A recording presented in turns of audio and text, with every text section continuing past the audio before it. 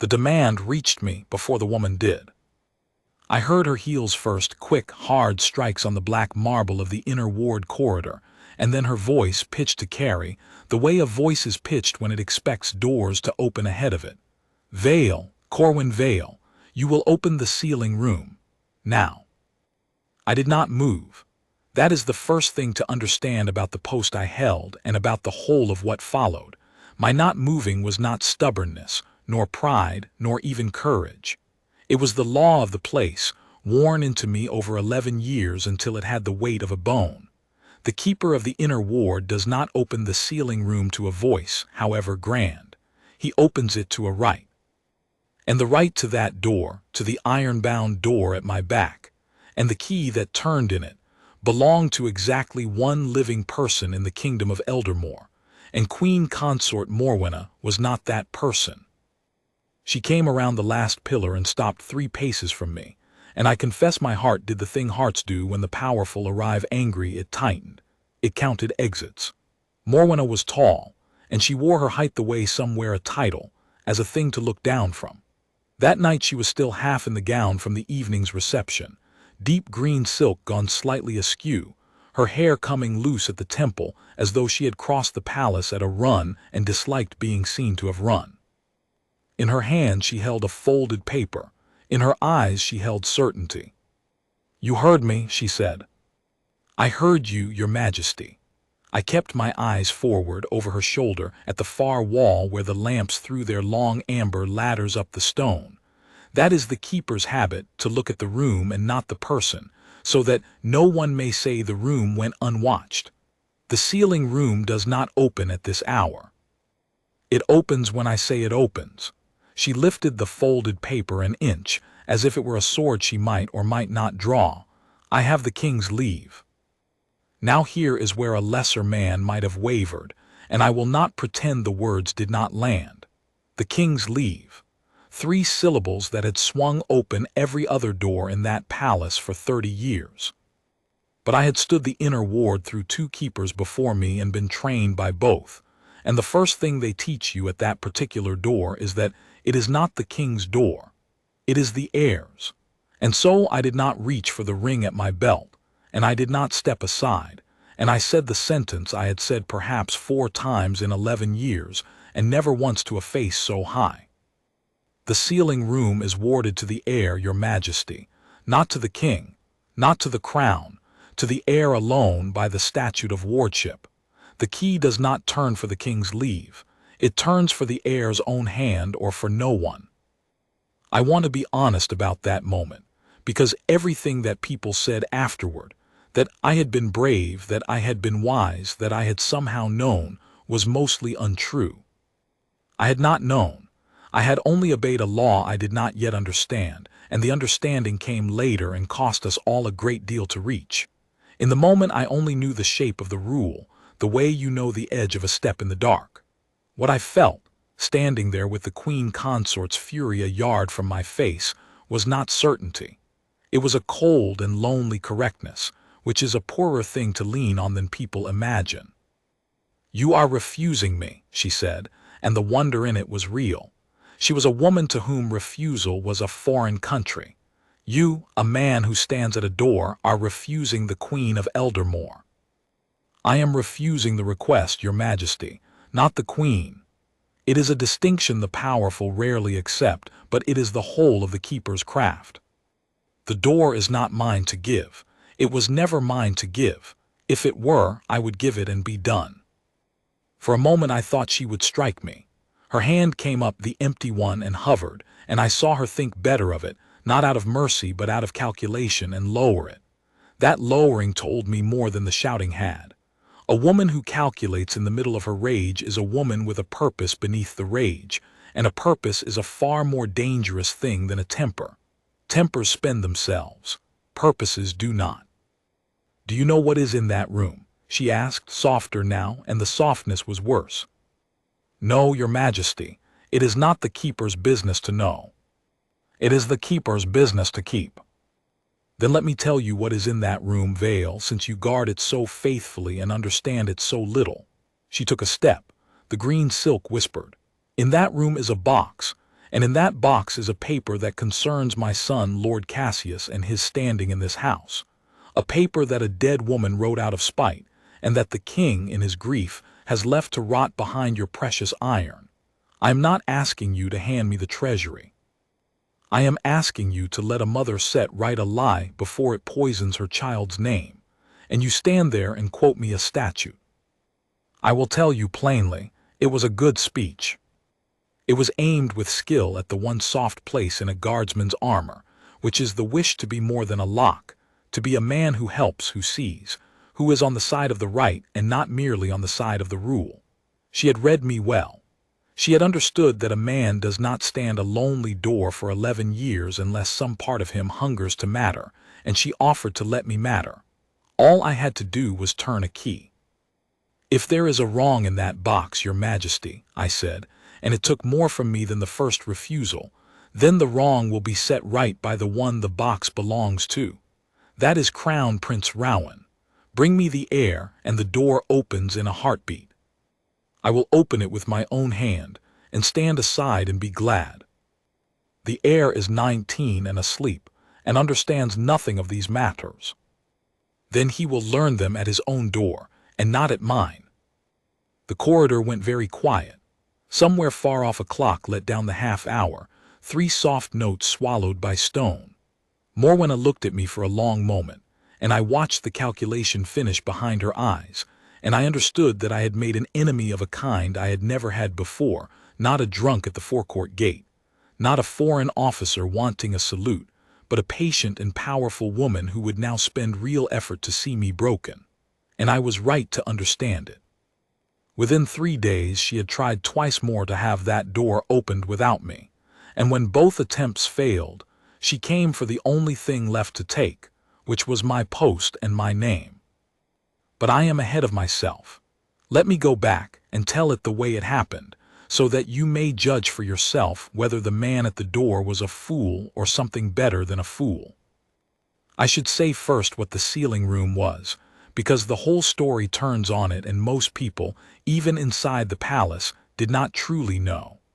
Eldermoor is an old kingdom, and old kingdoms accumulate laws the way old houses accumulate rooms, added on, half forgotten, tripped over in the dark.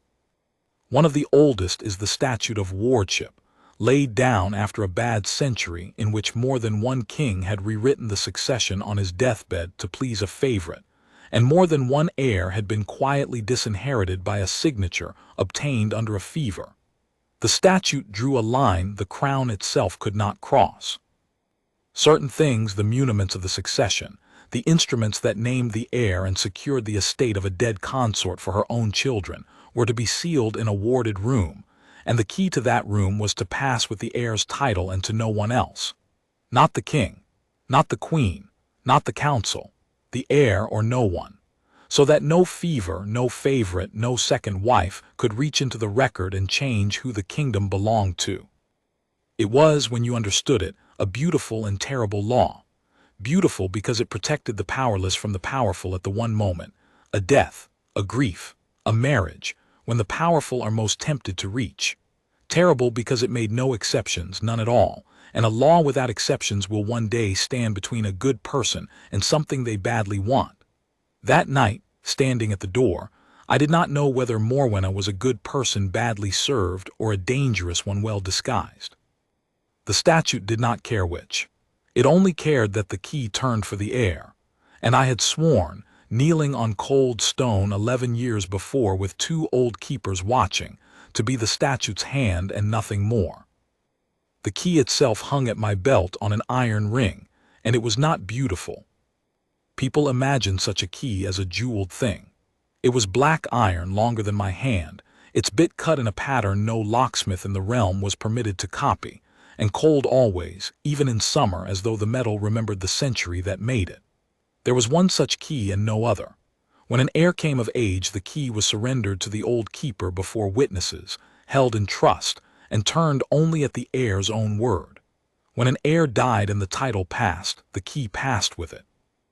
It had turned in my 11 years exactly 6 times, twice for old king's business witnessed by the council, 3 times for the late Crown Prince Aldous before his fall from a horse took him, and once, for young Rowan, on the day the title came to him, when I had knelt and put the cold iron into a 19-year-old's uncertain hand and shown him how it fit the ward.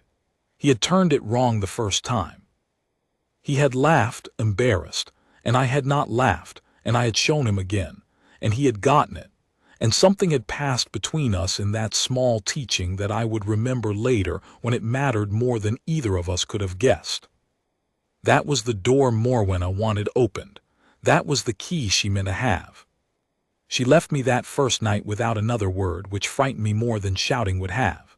She simply turned, gathered the green silk, and walked back the way she had come, her heels striking the marble in the same hard rhythm, and I stood my post until the dawn relief came and I could go and sit alone in the keeper's room and try to understand what I had just refused. I told no one. That was a mistake, though a small one. I will come to the larger mistakes in their place. But I want you to feel the loneliness of it because it is the true heart of the thing. There is no crowd at the inner ward. There are no phones, no witnesses, no cheering. Whatever a keeper does at that door, he does it unseen, and he carries the doing of it alone until, if he is fortunate, the truth comes out. Many keepers before me carried their doings to the grave unproven. I did not know, that first night, whether I would be one of them. The morning after, I learned the shape of what I was in. I was crossing the lower gallery on my way to the muster when Lord Cassius fell into step beside me. Morwenna's son by her first marriage, a young man of perhaps 24, handsome in the smooth way that is all surface, and dressed always a shade too well for whatever room he was in. I did not like him and had taken care never to show it, which is a keeper's other craft, to serve without liking, and without letting the not liking leak. He smiled at me as though we were old friends, which we were not. "Vale," he said, "you had an interesting night, I hear." So she had told him, or he had been part of it from the first. "I stood my post, my lord," I said, "as I do every night." "My mother thinks you insulted her." "I refused a request I have no power to grant. If that is an insult, then the fault is in the request and not in me." He laughed, and it was a pleasant laugh, and it did not reach his eyes. "You know, most men in your position would have found a way to be helpful. A great lady asks a small thing. The door opens. Everyone is grateful. No one asks questions. That is how a wise man builds a friend at the top of the house." He let that sit. "Instead, you have built an enemy there. I only wonder whether you understand how quickly an enemy at the top of the house can become a very great deal of trouble for a man who is, when all is said, only a man at a door." There it was, laid out plainly, almost politely. The bribe and the threat in one breath, which is how the clever ones do it, so that you cannot say afterward that you were threatened, only that you were reasoned with. I stopped walking. I looked at him, which I did not usually permit myself with the great, and I said the thing that I would come to think of as the beginning of my defense, though at the time it felt only like the truth spoken because I was too tired to dress it up. "My lord, I am only a man at a door. You are right, but the door is not only a door. It is the law that keeps your kingdom from being quietly stolen in the night by whoever happens to be strongest that season. I did not make that law, and I cannot unmake it, and neither, with respect, can your mother. If the paper in that room wrongs you, there is a lawful hand that can right it, and it is the heir's. Go to him. I will open the door the moment he asks, but I will not open it for a friendship, and I will not close my ears to a threat. A man who can be bought at that door is worse than no man at all, because the kingdom would think itself guarded and be wrong." Cassius stopped smiling. For just a moment the smooth surface cracked, and I saw what was under it, not rage, but something colder and more careful. A boy who had been taught that everything has a price and was genuinely puzzled to meet a thing that did not. Then the surface closed again, and he inclined his head as though I had said something charming, and he said, "We shall see," and he walked on. And I went to the muster with my hands not quite steady, because I had now refused the mother and the son both. And I was, as they had each taken care to remind me, only a man at a door.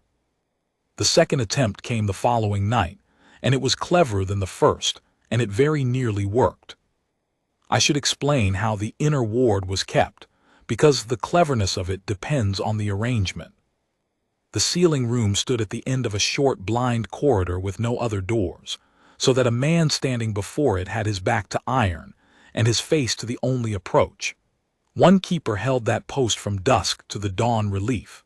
There were 4 of us who took the duty in turn: myself, and old Bertram who had trained me and was near his pension, and 2 younger men, Heir and a quiet fellow named Osric who had come to us from the border regiments. We 4 and no others held the ring in turn and stood the door. It was understood among us, and it was the very marrow of the post, that the key was never surrendered except to the heir's hand at the heir's word, witnessed. Not to a captain, not to a chamberlain, not to a written order, to the heir at the door in person, or to no one. So on the second night, when Osric was standing the post, and I was off watch and asleep in the keeper's room, a man came to the inner ward bearing a written order under the king's own seal, commanding the keeper on duty to surrender the key of the sealing room to the bearer, one Master Fenwick of the household, for the king's urgent business. Osric woke me himself an hour before my watch, his lamp low and his face troubled. "Corwin," he said, "there's a man at the door with a king's order, seal and all, for the key." I was awake in an instant, the way you are when a thing you have dreaded arrives.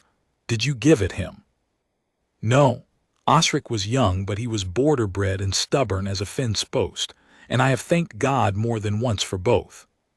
I told him the key doesn't pass to a written order, not for the king himself, and he went the color of a plum and started naming what would happen to me.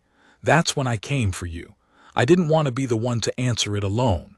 It felt too large. It was too large.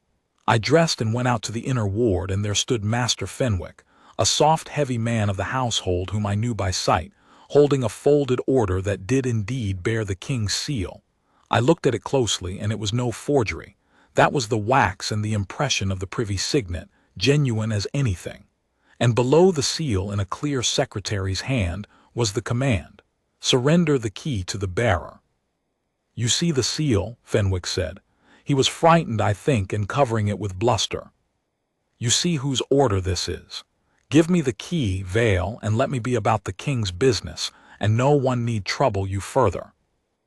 I read the order twice slowly, and my heart was going hard, because here was the thing I had told myself all my life I would refuse, and now, holding it, I felt how heavy the refusing would be. A genuine seal, a genuine order, the whole force of the crown in wax on a paper, and I said no.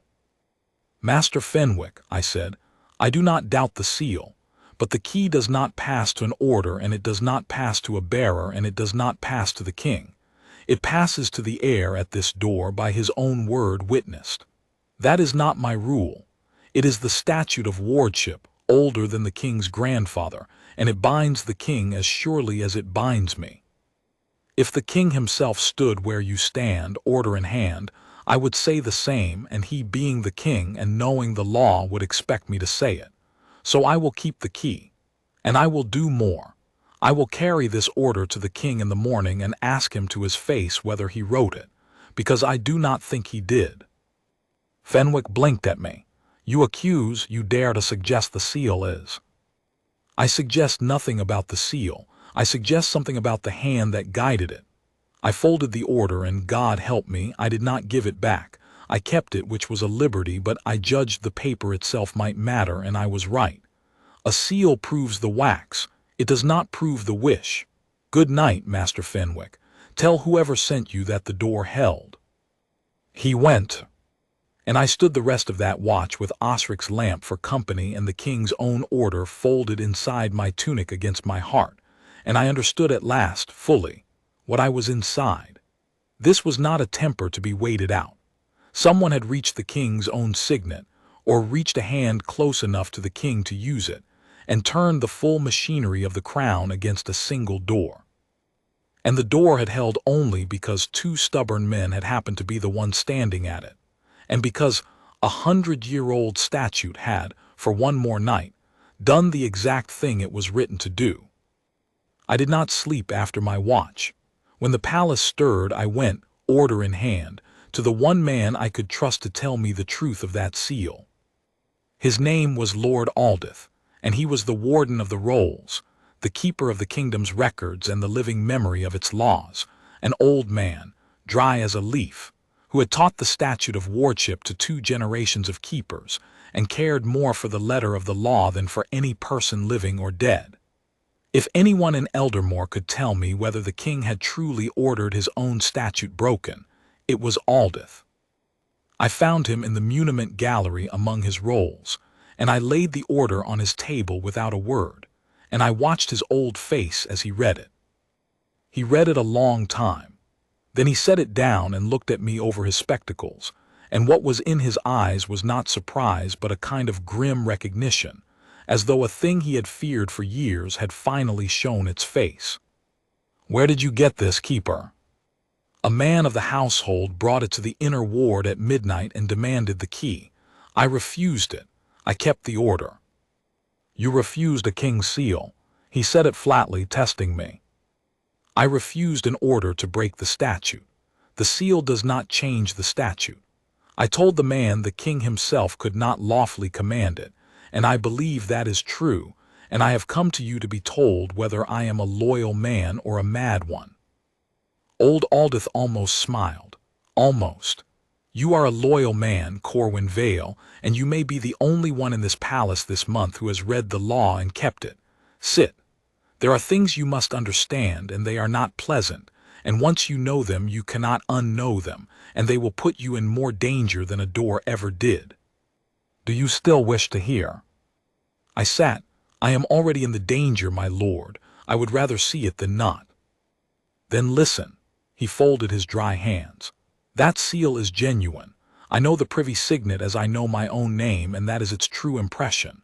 But the king did not write that order, because the king has not written anything under the privy signet these 11 days. He has been unwell. The household has kept it close, but I am the warden of the rolls, and I know what crosses the king's table, and nothing has crossed it in 11 days. The signet has been in the keeping of the privy chamber. And the privy chamber, since the king took to his bed, has been governed by his wife. He let that land, by the Queen Consort, by Morwenna." The corridor of my whole understanding rearranged itself in a single breath. She has the signet. She has the use of it in the king's illness for the ordinary business of the household, supplies, appointments, the small machinery of a palace. It was a mercy granted to a devoted wife nursing an ailing husband, and no one thought twice about it, because no one imagined it would be turned upon the Statute of Wardship. And now she has learned the one thing she cannot reach with it. He tapped the order. She has learned that the signet opens every door in Eldermoor except one. And she has spent 2 nights beating against that one door, and it has held because of you." His old eyes fixed on me. "Do you understand now why she wants the sealing room, keeper? Do you understand what is in the box? She told me a paper concerning her son, a slander written by a dead woman. She told you a lie shaped to move you." Aldith rose, slow and stiff, and went to his rolls, and drew out a great index bound in cracked leather, and turned its pages with a librarian's certainty until he found the entry he wanted. "I cannot open the sealing room any more than you can, no living hand can but the heirs, but I keep the register of what was sealed and when and by whom, for the law requires a record even of what it hides. And I can tell you what lies in that box, because I witnessed it laid there myself, 11 years ago, in a happier season." He turned the great book toward me and set his dry finger on a line, and I leaned in and read it, and the reading of it changed everything. The entry was in a fine old hand, faded to brown, and dated 11 years past. It read, "Sealed this day by the heir's key, in the presence of the warden of the rolls, one instrument, the deed of provision of the late Queen Isolde, securing to the children of her body the estate of Heir and its incomes, inalienable, to pass to the crown Prince Rowan and to his blood, and to no other line, by her own hand and will." and below it, a second line, added in the same brown ink, together with the true instrument of succession, naming the said Rowan heir of Eldermoor, sealed against alteration per the statute. I read it twice. Then I sat back and the whole thing arranged itself before me, plain and cold. The estate of Heir, I said slowly, that is. The greatest of the private estates and the richest. It was Queen Isolde's own, hers before she married the king, hers to give, and she gave it in law to her son, to Rowan, sealed in the room you guard so that no hand could ever reach in and change the giving. Aldith closed the great book gently, the way you close a thing you love. Now, Queen Isolde has been dead these 11 years. The king married again and married Morwenna, and Morwenna brought to the marriage a son of her own, your Lord Cassius, and a daughter, Lady Verena, and a very great ambition on behalf of both. And Morwenna has spent 11 years watching Heir, and its incomes belong, by a dead rival's sealed hand, to a rival's son, to Rowan. And she cannot touch it, because the deed that gives it is sealed in a room the crown itself cannot open. The old man looked at me. Until, that is, the king fell ill, and the signet came into her keeping, and she began to imagine that the one door might be got open after all by an order, by a bribe, by a threat, by the breaking of one stubborn keeper. And behind that door lies the single paper in Eldermoor that stands between her son and the richest estate in the realm. Do you see it now, Vale? She did not come to your door to right a wrong. She came to your door to reach a deed she means to burn. And a slandered son was the shape she gave her greed, so that a decent man would open the way. I sat a long while in the muniment gallery with the dust drifting in the windowlight, and I felt the ground I had stood on turn from a lonely correctness into something else entirely, into the exact thing the Statute of Wardship had been written, 100 years before I was born, to defend. A dead woman had put a paper behind iron, so that no one strong could ever take from her child what she had given him. And the whole weight of that 100-year-old wisdom had come down, in the end, to whether one man at one door would turn a key for a queen. It was not a lonely thing any more. It was the most crowded duty in the world. I stood at that door for Isolde, dead these 11 years, and for a 19-year-old who had turned the key wrong the first time and laughed. I stood there for every disinherited heir of the bad century that made the law, and for every one yet unborn who might be reached for in some future grief. I had thought I was only a man at a door. I had never in my life been anything so large. "What do I do, my lord?" I asked, "now that I know?" Aldith was quiet for a moment. "You will be tempted," he said, "to go to the council, or to shout it in a gallery, or to confront the queen with what you know. Do none of those things. You have no proof but a folded order and an old man's word about the signet, and she has the signet itself and the king's illness to hide behind, and a son and a household to swear you mad and disloyal.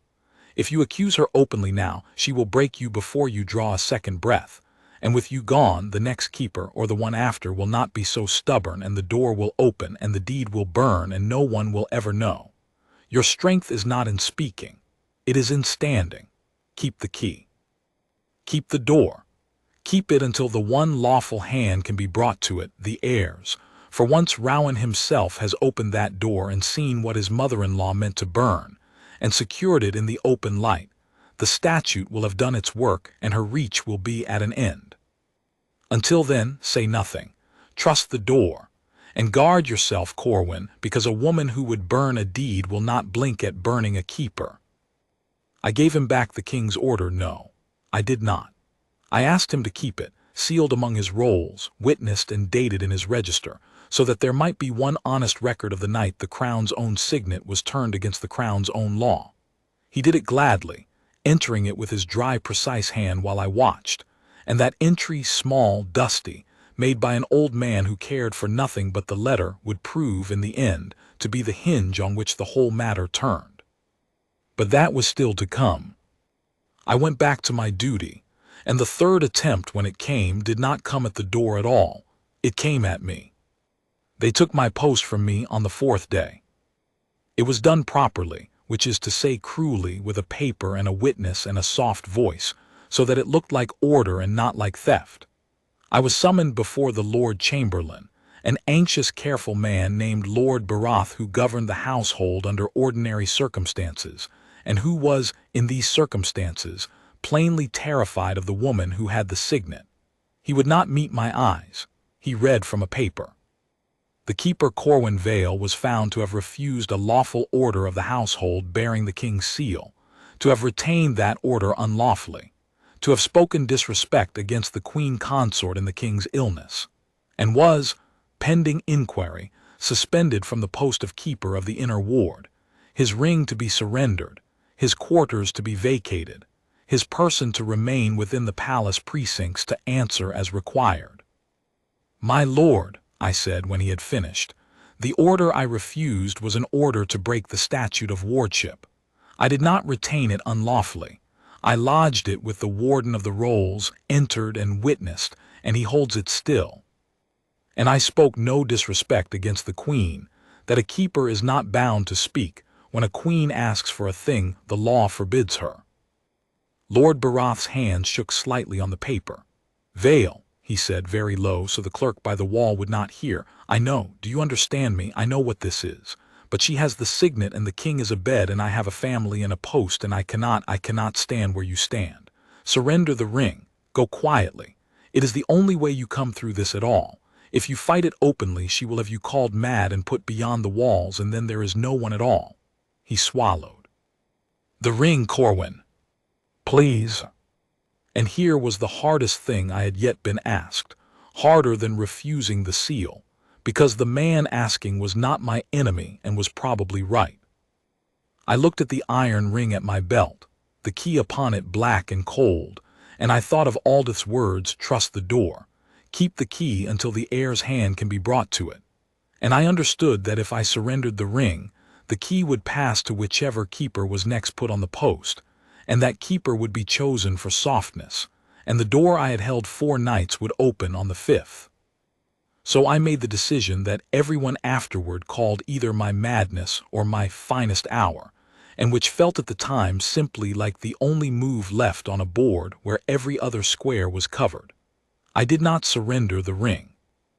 "My lord," I said, "the Statute of Wardship provides that the key of the sealing room passes from a keeper only to a keeper sworn before the Warden of the Rolls, or to the heir himself.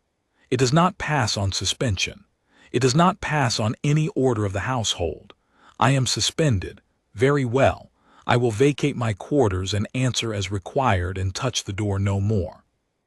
But the ring stays on my belt until it can be lawfully surrendered before the warden, or until the heir himself asks it of me. That is not defiance of you. It is the law you are administering. Enter it so. And when the inquiry sits, let it ask the Warden of the Rolls what lies behind that door, and why a queen with the signet cannot reach it, and whether the man who kept it was mad or loyal. I will stand on that." Lord Barath looked at me for a long moment, and something moved in his frightened face, not courage, quite, but the shadow of it, the wish to be the man he had once meant to be. He looked at the clerk by the wall. Then he wrote in his own hand at the foot of the paper, "The keeper retains the key of the sealing room per the statute, to be surrendered only before the Warden of the Rolls or to the heir pending inquiry."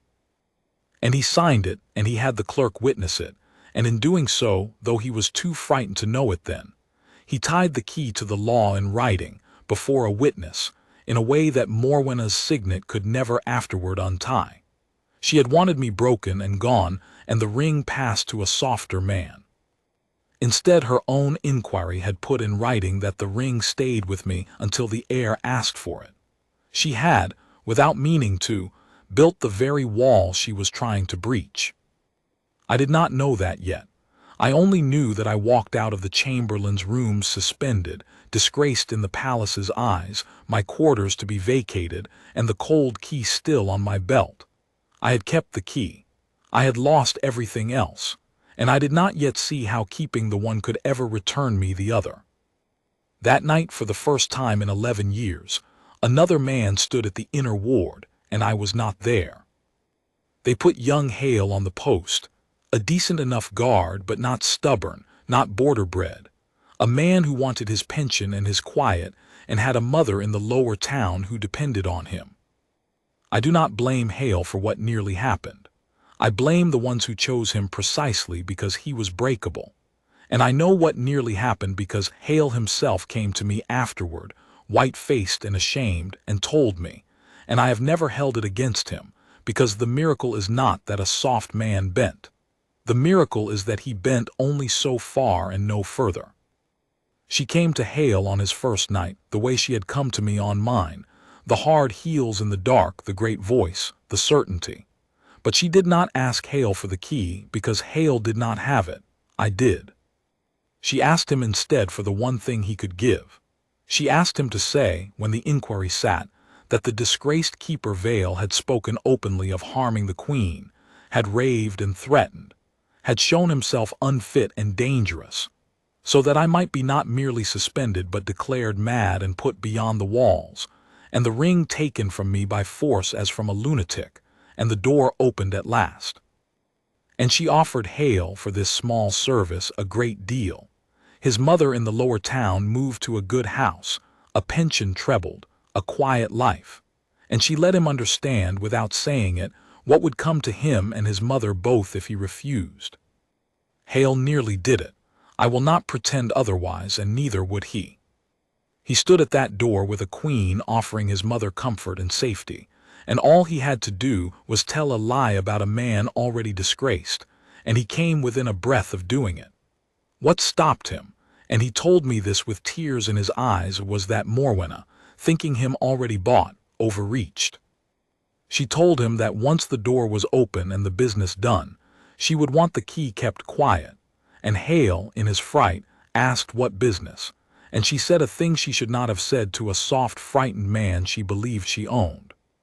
She said, "The business of a paper that should have burned 11 years ago and will burn now, and good riddance to a dead woman's spite." And Heir, decent, breakable Heir, heard the word burn, and something in him that was better than his fear stood up, because he had a mother he loved, and he suddenly understood that the paper behind that door was a paper by which another dead mother had tried to protect her child, and he could not be the man who helped burn it. He said nothing. He let her believe she had him, and in the morning he came to me and told me all of it, and asked me what he should do. "Say nothing to her," I told him. "Let her believe she has you, and when the inquiry sits, tell it exactly what she said to you.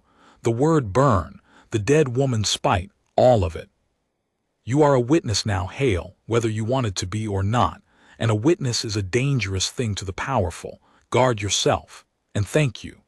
He wept a little, and I let him, and I thought, she has made 2 witnesses now without meaning to, Aldith to the signet and the register, Heir to the burning, and she does not know it, because she believes that men are either bought or broken and cannot imagine a third kind. That was her flaw in the end. She understood every hand in Eldermoor, except the ones that would not close on a bribe. But 2 witnesses and a folded order are not proof, not against a queen with the signet, and I knew it. Aldith had told me the truth of it in the muniment gallery. My strength was in standing, not speaking, and the door would be saved not by an accusation but by the one lawful hand. I had to reach Rowan. I had to bring the heir to his own door before Morwenna found the man soft enough or the lie large enough to take the ring from me.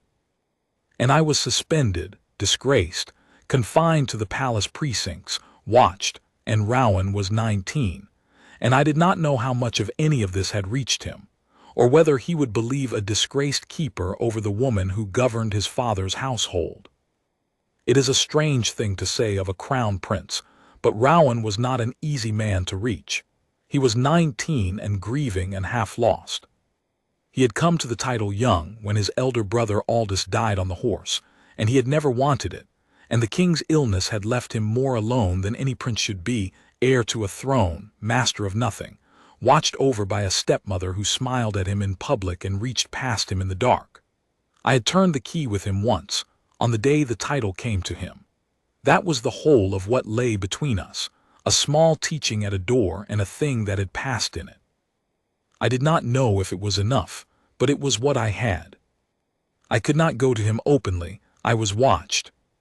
So I went to the one person in that palace who moved freely between all its worlds, and was beholden to none of them, Princess Adela, the king's own sister, an old and formidable woman who had buried a husband and 2 wars' worth of illusions and feared nothing living, least of all Morwenna. She had no love for the Queen Consort. She had watched her marry a grieving king, and had, I think, seen through her from the first day. And she had a fondness for the old laws of Eldermoor, having grown up in a court that still remembered why they were made.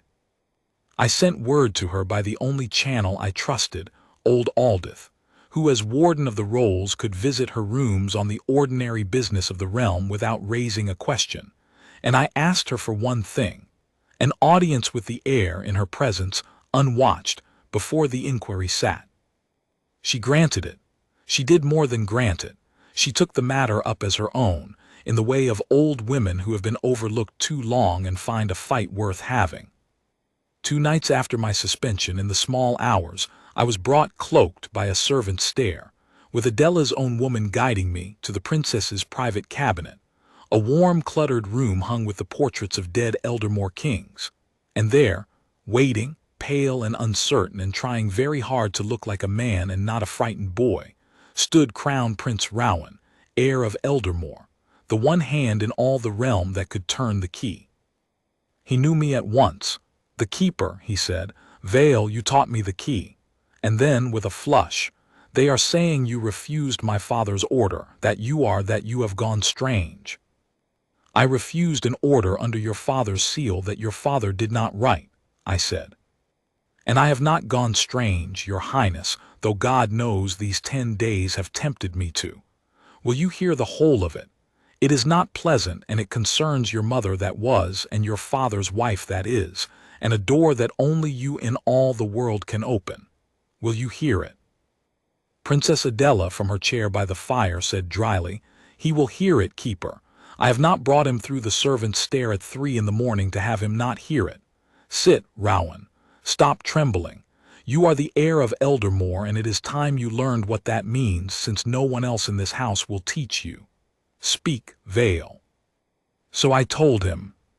All of it, the demand at the door, the folded order, Aldith and the signet and the register, the deed his mother Isolde had sealed for him 11 years before, Harrowmere and its incomes, the word burned that Morwenna had let slip to Hale, the suspension, the ring still on my belt. I told it plainly, without softening the part that concerned his stepmother, because Adela's dry eye was on me and she would have caught any softening, and because the boy deserved the truth entire.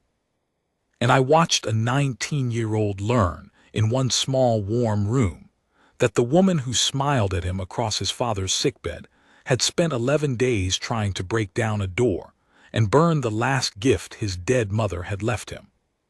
He was very still when I finished. Then he said in a voice that shook and then steadied, "My mother sealed something for me before she died, and no one ever told me." "No one could, your highness. That is the whole point of the sealing. It was put beyond every hand so that no one could reach it, not to take it, and not to tell you of it either, until the day you came to the door yourself. Your mother did not seal it to hide it from you. She sealed it to keep it asterisk for asterisk you, against the very day that has now come."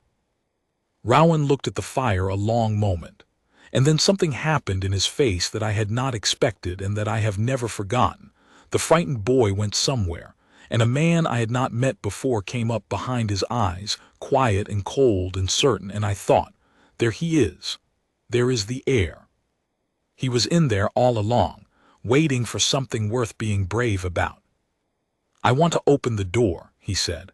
"I want to open my own door and see what my mother left me, and I want it done in front of witnesses so that no one can ever say again that a keeper went strange or that a queen was insulted. I want the whole house to see it opened lawfully by the only hand that may. When can it be done?" "It cannot be done in the dark, your highness," I said, "or in secret, or they will call it a plot and unmake it. Aldith says, and he is right, that it must be done in the open light before the council so that the law is seen to work. The inquiry into my conduct sits in 3 days. Let it sit. Let the Queen Consort make her case that I am mad and disloyal. And then, before the council, with the warden of the rolls and his register present, come to your door and ask me for the key, and let me put it in your hand as I did once before, and open the sealing room in the sight of them all. And let the box be brought out, and the deed read aloud. And then let them decide who was mad and who was loyal, and who came to that door to keep a thing and who came to burn it. Princess Adela laughed then, a short hard bark of a laugh with real pleasure in it. "Oh, that is very good," she said. "That is very good indeed, Keeper. She thinks she is putting you on trial. Let her hold her inquiry. And in the middle of it, let the heir walk to his door and open it in front of God and the council, and let us see the color she goes." She rose, and for a moment the old woman looked like the girl she must once have been, spoiling for a fight and glad of it. "I will see the council summoned. I still have that much standing in this house, and if I have not I will find out, and heaven help whoever tells me no. Rowan, you will do exactly as the keeper says. You will be afraid, and you will do it anyway, and that is the only kind of courage there is. Now go, both of you, before the whole palace wakes, and asks what an old woman is doing awake at 3 in the morning." I went back to my confinement with the key still cold on my belt, and for the first time in 10 days, something in my chest that was not dread. It was not hope, quite. It was the nearer thing, the sense of a board on which at last there was a move worth making. 3 days. I had only to keep the key 3 more days, and keep myself out of the reach of a lie large enough to call me mad, and bring an untried boy to his own door in front of the council, and trust that 100-year-old law and 2 accidental witnesses and 1 frightened chamberlain's note in the margin would be enough to hold against a queen with the king's own signet in her hand. It very nearly was not enough, because Morwenna, it turned out, had understood one thing I had not, that if she could not get the door open before the inquiry, she would have to make certain the inquiry ended before anyone reached the door. She moved on the second of the 3 days, and she moved against the weakest points she could find, which is what the clever always do. First, she moved against Aldith. A notice came to the muniment gallery under the signet that the warden of the rolls being aged and his memory uncertain, a deputy would be appointed to assist him, and to have the ordering of the register during the coming inquiry. A deputy, of course, of the Queen's own choosing, whose first act would surely be to find the folded order and the entry about the signet mislaid, and old Aldith, too, infirm to be believed. It was a good move. It nearly took my chief witness and my chief proof in one stroke. It failed for a reason Morwenna could not have foreseen, which is that old men who have given their lives to a thing will do surprising work to defend it. Aldith, warned by the notice, did not wait to be deputed into silence. That same night he made copies, 3 fair copies in his own dry hand, of the register entry recording the folded order and the king's signet's whereabouts, and of the ancient entry recording what lay sealed behind the door, and he had each copy witnessed and dated by 3 men he trusted, and he sent one to Princess Adela, and one to the eldest lord of the council who had no love for the queen, and he kept one, and he hid the folded order itself somewhere in his own gallery that only he knew. "Let them depute me," he told me afterward, with a dry satisfaction I have rarely seen equaled. "Let them mislay the original. There are now 4 honest records where there was one, in 4 honest keepings, and she cannot burn them all, and every one of them is dated before her deputy ever set foot in my gallery. A thing written down and witnessed in time, Keeper, is the hardest thing in the world to unmake. It is why I have loved this work. It is slow, and it is dusty, and it beats a queen. Her second move was against me, and it was uglier, and it very nearly ended everything. On the morning of the 3rd day, the day the inquiry was to sit, I was taken. Not summoned, taken. 2 men of the household came to the small, confined room where I had spent my disgrace, and told me the inquiry was moved forward to that very hour on the Queen's authority under the signet, and that as a suspended keeper accused of madness, I was to be held apart and examined by the Queen's own physician for fitness, before I could be brought before the council at all. And the physician, of course, was the Queen's physician, and I understood the shape of the trap at once. I would be examined and found unfit, raving, dangerous. A man who had refused the king's own seal and kept a key by force and spun a wild tale about a signet and a burning, and declared mad, and the ring taken from my lunatic's hand by the physician's order, and passed to whichever keeper would open the door, and the whole matter concluded before the council had properly gathered, before Rowan could reach his door, before a single one of Aldith's 4 records could be read aloud. She had learned the one lesson that mattered, that the door held only because a sane man held the key, and that the surest way through the door was to unmake the man. I will tell you honestly what those hours were, because they were the worst of it, worse than the seal, worse than the disgrace. I sat in a bare room with the Queen's physician, a smooth, unhurried man who asked me quiet questions designed to make any answer sound like proof of madness, and I felt the trap close, and I felt how little a lonely man's sanity weighs against a queen's word and a physician's paper, and I understood that I might lose. Not lose the argument. Lose everything, the door, the deed, the boy's inheritance, my own name and freedom, dragged out of the palace by dusk as a lunatic and the key prized from my fingers. And there was nothing in that bare room I could do about it. I had spent the whole matter standing, keeping, holding, and now they had taken me away from the door entirely. And standing at a door is no use when they have carried you off to a bare room to unmake your mind. For the first time I felt the cold certainty that I had done everything right and lost anyway, which is a particular despair, and one the powerful count on. What saved it was not me. I want to be exact about that, because the whole point of the statute, the whole point of the door, is that it does not depend on any one man being unbreakable. It depends on the law, and the law depends on many hands, and on that third morning the many hands moved. Princess Adela had not, it happened, trusted the Queen to keep to the appointed hour. Old women who have watched courts for 60 years do not trust the ambitious to play fair, and Adela had set her own woman to watch the household, and when the inquiry was moved forward under the signet, the word reached her within minutes, and she understood the trap as fast as I had faster, for she knew Morwenna better than I did. And she did the one thing that could break the trap, which was to make it public before it could be sprung in private.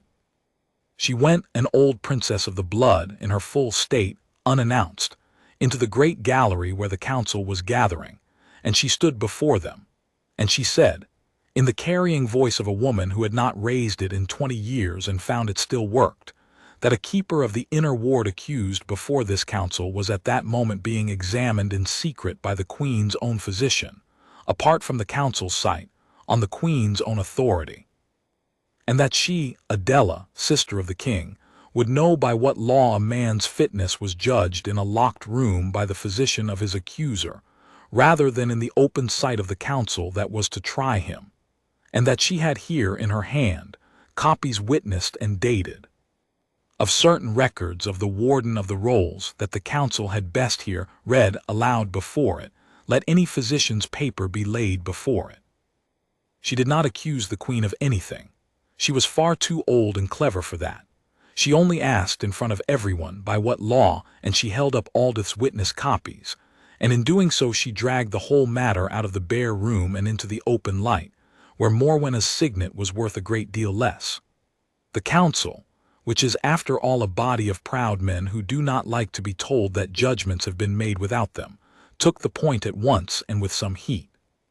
The eldest lord, the one to whom Aldith had sent his second copy, rose and said that no man under this council's inquiry would be examined apart from its sight, and that the Keeper Vale was to be brought before them at once, examined or not, and that the records of the warden of the rolls were to be produced and read.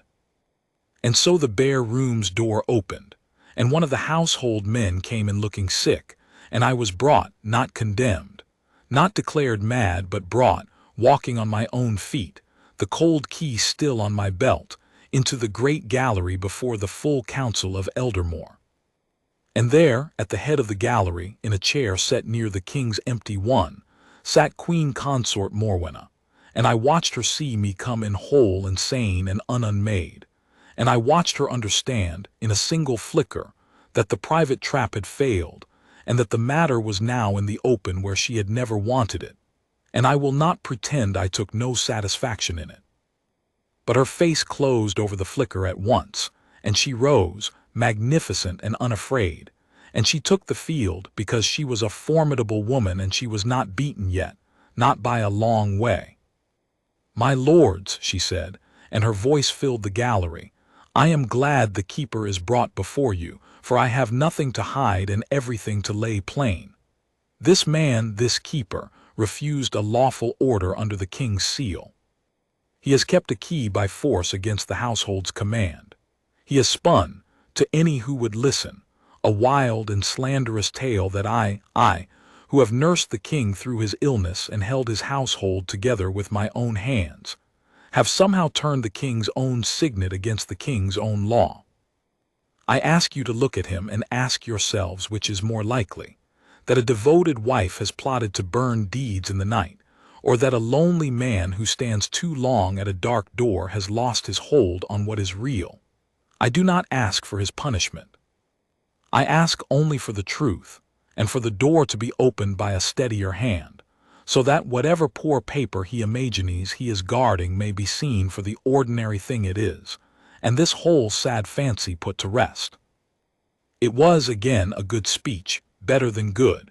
It was superb, and I felt it work on the room, felt some of the proud men glance at me and see a disgraced solitary keeper with a wild story and no proof but an old man's copies. If the matter had rested on my word against hers, I think I would have lost even then. But it did not rest on my word. It rested on the door. And that was the one ground she could not take, because I had never fought her on her ground at all. I had only ever stood on mine. I said, when the eldest lord bade me answer, only this: "My lords, I will not argue whether I am mad. A madman may say true things and a sane man false ones, and my word settles nothing. So do not weigh my word. Weigh the door.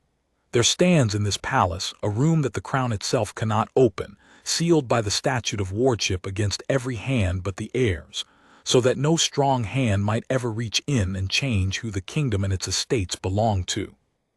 The Queen Consort has asked 3 times to have that door opened without the heir. I have refused 3 times because the law forbids it. That is the whole of my crime. So let the law answer it. There is exactly one hand in Eldermoor that may lawfully open that door and end every question in this gallery. Send for the heir. Let Crown Prince Rowan come to his own door and ask me for the key, and open the sealing room in the sight of you all and bring out what lies within and read it aloud. If it is an ordinary paper, then I am mad and you may do with me as you please. And if it is not, if it is the thing I have guarded, then you will know why I stood, and who came to that door to keep, and who came to burn. I do not ask you to believe me. I ask you to open the door." There was a silence in the gallery then, a real one, the kind that comes when a room understands that a thing has been said that cannot be unsaid. And into that silence, before Morwenna could speak, before any lord could move, a door at the far end of the gallery opened, and a young man came in, pale and plainly afraid, and walking anyway, exactly as an old woman had told him to, and the whole council rose, because the heir of Eldermoor had entered, and Crown Prince Rowan crossed the length of that great room with every eye upon him, and stopped before the council and said, in a voice that shook once and then did not shake again, "I am told there is a door in this palace that only I may open. I have come to open it. Bring the keeper and bring the council and bring the warden of the rolls and his register, and let us go to my door, all of us together, in the open light. I should like to see what my mother left me. I have stood many watches and seen many things at that door, but I never saw anything to equal the sight of the whole council of Eldermoor walking in procession down the short blind corridor of the inner ward, the heir at their head, and me beside him with the cold key on my belt, and Aldith behind with his register in his arms, and Princess Adela stately and grim, and last of all Queen Consort Morwenna, who came because she could not refuse to come without confessing everything. and who walked to that door as, I think, a person walks to the edge of a thing they have spent their whole life avoiding. We stopped before the iron-bound door. I turned to Rowan. "Your Highness," I said, and my voice was steadier than it had been in 10 days, because I was, at last, exactly where I belonged, doing exactly the thing I was for, in the sight of witnesses enough that no one could ever again say it was done in the dark. By the Statute of Wardship, this door opens to the heir alone by his own hand and word, witnessed. Do you, Rowan, Crown Prince and heir of Eldermoor, ask of me the key of the sealing room to open your own door?" "I ask it," he said. And I unhooked the iron ring from my belt, and I took the black key from it, and I put it into his hand as I had done once before, 3 years past, when he had turned it wrong and laughed, and I had not laughed and had shown him again. He did not turn it wrong this time. I stood at his shoulder and steadied nothing, because he needed no steadying. He fit the cold iron to the ward, and he turned it once, all the way, and the old lock gave with a sound like a held breath let go, and the door of the sealing room swung inward on 11 years of dark. Aldith went in with a lamp, for he alone but the heir had the right to enter and handle the muniments, and he brought out the box, a plain iron casket, dust gray, that had not been touched since I watched it laid there in a happier season, and set it on a table brought for the purpose in the corridor, and opened it before them all with a small second key that hung, by the law, from the register itself. And he drew out the papers, and he read them aloud in his dry carrying voice, so that every lord of the council heard. He read the deed of provision of the late Queen Isolde, securing the estate of Harrowmere and all its incomes to her son Rowan and to his blood, inalienable, sealed against alteration by her own hand and will. And then he read the second instrument, the true instrument of succession, naming Rowan heir of Eldermoor, sealed against every hand but his own. And when he had finished reading, the corridor was very quiet, and the lords looked at the papers, and then they looked at the door, and then, one by one, in the way understanding moves through a room of proud men, they looked at Queen Consort Morwenna. Because it was all plain now, there was no wild story. There was no lonely madman. There was a dead mother's gift to her son, sealed by law against the strong, and a door that had held it safe for 11 years, and a queen who had spent 10 days beating against that door with the king's own signet, with a bribe, with a threat, with a physician's paper, with everything she had, and one keeper, and then 2, and then an old warden, and a frightened guard named Heir, and a chamberlain's shaking hand in a margin, and an old princess of the blood, and finally the boy himself, who had altogether held the door until the law could do the thing it was written to do. Nothing needed to be said against her. The reed deed said it. The held door said it. Her own 3 refused requests, now laid out plain before the council, said it louder than any accusation of mine could have. Morwenna did not break. I will grant her that. She was made of hard stuff to the last. She stood very straight and said into the silence, "A deed, as I said, an ordinary paper." But her voice had lost the gallery. The proud men were not looking at her with doubt any longer. They were looking at her with the particular cold attention of men who have just understood that they were very nearly made accomplices to a theft, and who do not forgive being made fools of. The eldest lord asked her quietly why then she had asked 3 times for the door to be opened without the heir, since the deed was so ordinary, and why the king's signet had been set to an order to break the statute during the king's illness, and what she had meant when she spoke, to the guard Heir, of a paper that should have burned. And Morwenna had no answer to any of it that was not another lie, and the room knew it, and she knew the room knew it, and that not a shout, not a blow, not a single dramatic word was the end of her reach, not a fall, a stop, the quiet, total stop of a hand that has finally closed on nothing. The king recovered in time. He had been more truly ill than the palace was told, and it was some weeks before he could hear the whole of it, and when he did he heard it from Adela and from Aldith and from Rowan and at the last from me, brought before him at his own asking.